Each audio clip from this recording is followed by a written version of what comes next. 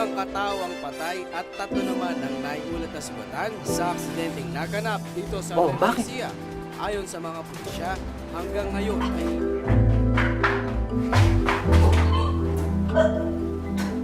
Ang pinakamagandang panahon sa pagbubuntis. Okay ka lang? Babae. Ilang linggo na kasing masama ang pakiramdam ko. Stress siguro to sa trabaho. Ganun ba?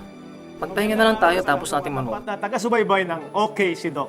Ang pagbubuntis ay ang pinakamahalaga at pinaka-inaabangang kaganapan sa buhay ng isang babae.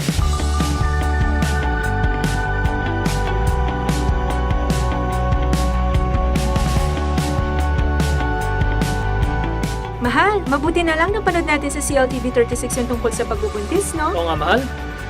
Buti na lang hitik sa impormasyon ng mga palabas sa CLTV 36, no?